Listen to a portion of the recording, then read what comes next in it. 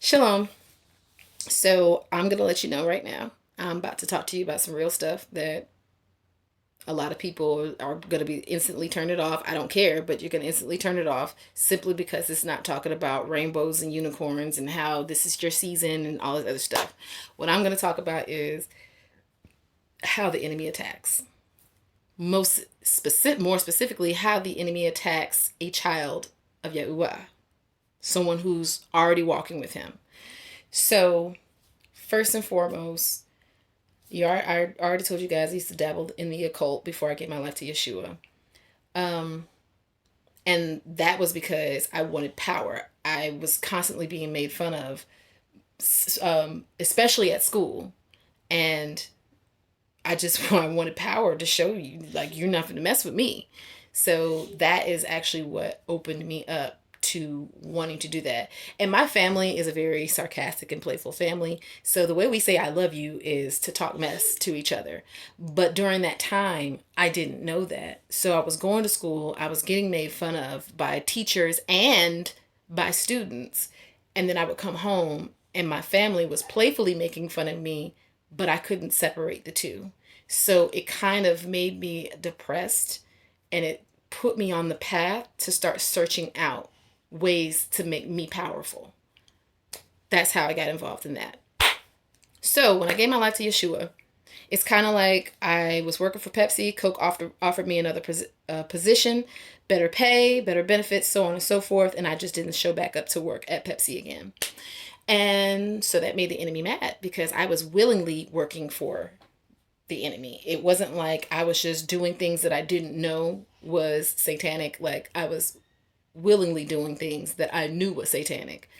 So, needless to say, when I first gave my life to Yeshua, there was an onslaught of demonic attacks because he wanted me back. But one thing I can tell you for sure is that when you've walked with Yahuwah, when the enemy comes back, he's no longer coming to steal and destroy. He just wants to kill because you have the ability. Well, I'll get into that in a second. Put a pin in that.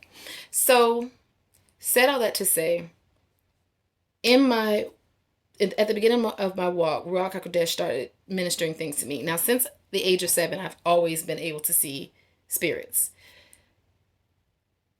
I mean, yeah. And I know this sounds spooky, but this is not spooky. This is the truth.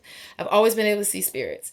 So the enemy was trying to use that against me to bring fear to me once I gave my life to Yeshua. So Ruach HaKodesh, he was ministering to me and he told me, he said, he told me about the 3 types of spirit demons that I have come in contact with. Not saying that these are the only 3 that exist. These are just the 3 that I have, come in contact with. The first are the apparitions. They usually, or we call them ghosts. They usually appear as historic figures that have passed away, or, and by historic, I don't just mean like historical heroes. I also mean like if it was a house where gruesome deaths occurred and that person is historic because of what happened, then that's still historic figure, um, or a loved one, a past loved one. And I'm sorry to break that to you. I feel like I just let people know that there's no Santa Claus. I hate to let you be the bearer of bad news, but your deceased loved ones are not roaming the face of this earth. Okay. Um, those are what I call familiar spirits, or spirits of deception. I most prefer to call them spirits of deception because they come to you in the form of someone that you love because it gets you to lower your guard spiritually. So when you lower your guard spiritually, you start conversing with it. Or if you're just a child and you haven't experienced the loss of a loved one, it might appear to you as another child and wants you to play with it and all this other stuff. It does that because you let your guard down and then it could begin the grooming process because its goal is to possess you. It wants a body. Spirit of fear, usually in the form of a black mass, a shadow person, or even a silhouette of an animal, like a black silhouette of an animal. Those are the spirits of fear. Fear is the easiest spirit to come into agreement with, and it opens the doorways to all types of other spirits to come in. So 9 times out of 10, you're going to see a spirit of fear before you see any of the other 2. Either any of the other 2 that I'm talking about. The last one, remember the movie The Predator, when he would go invisible and you could still see like the outline of something there, and when he moved it, like just the outline kind of disrupted what you were seeing. That's how this looks. And I've come to realize that those are the strong men. The thing about demons is you never see one without the other. The one that you're focusing on is the one that you're seeing right then, and it's the first two are the only ones that you're really going to see.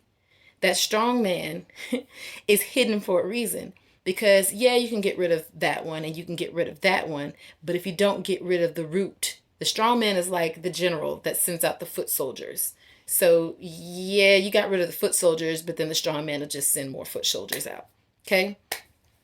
So remember the movie Jurassic Park, where the character Alan, played by Sam Neill, he was explaining, they were at the beginning of the movie, they were at this archaeological dig site, and there was this little boy that was laughing at the raptors, and he was explaining to the little boy how raptors hunt. And he said, you come in contact with one and you see that one and you lock eyes with it, and first you think, oh, maybe it's like a Tyrannosaurus Rex, if I don't move it won't come after me. But then you quickly realize that's not the case, because everywhere you move it moves too. But what you don't realize is there's two on each side of you, that while you have your eyes locked onto that one, they quickly swoop in, and before you know it, you're gone. You're dead. That's exactly how demons operate. They hunt in packs. The reason why is because they want to give the illusion that Satan is omnipresent, just like God, just like Yahuwah. He is not omnipresent. They have to come in packs in order to make you think that they had the same power that Yahuwah has, but they do not. Okay? So a lot of times if you see one in your house, just understand, you see one, there's others there. Okay? Which is why it's important for us to make sure that we stay in the presence of Yahuwah. We stay in our word. We give our lives to Yeshua, if you haven't already done that. Why am I saying this?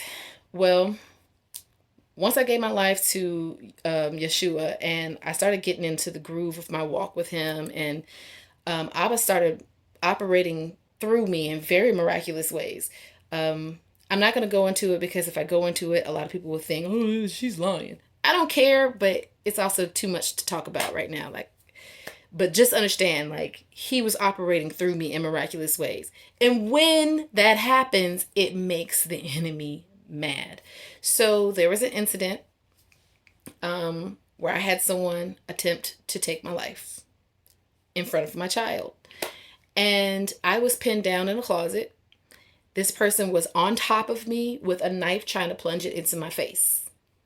And I remember thinking, I'm going to die. My son is going to witness the murder of his mother. And that's that. But the next thing that happened is what let me know that that wasn't the person. I looked into this person's eyes while I still have a scar on my hand from when they dug a chunk out of my hand with the knife. The next thing I remember was looking into their eyes, which were black. And they said, I've been trying to kill you. No, I've wanted to kill you for a long time. I knew who that was. That wasn't the person that was currently on top of me attempting to plunge a knife into my face. That was a demon. You got to remember, when you do the works of the Lord, you're irritating, agitating the enemy. So it's very important that once you give your life to Yeshua, you start plugging up those holes, those holes in your life, those doors. You start closing those doors to the enemy, because sure, before you give your life to Yeshua, the enemy's looking to steal, kill, and destroy. But once you become a child of the Most High Yah, he's only looking to kill, because he understands that if he ever gets his hands on you and you should get back up, that your getting back up is going to make you stronger than you were before you fell. So his only goal at that point is just to kill. He wants you dead. I can count on both hands the amount of times that I almost died in the past 5 years. And yeah, I put myself in that position because I opened that doorway not knowing that the enemy was waiting to flood my life, okay? Flood my life.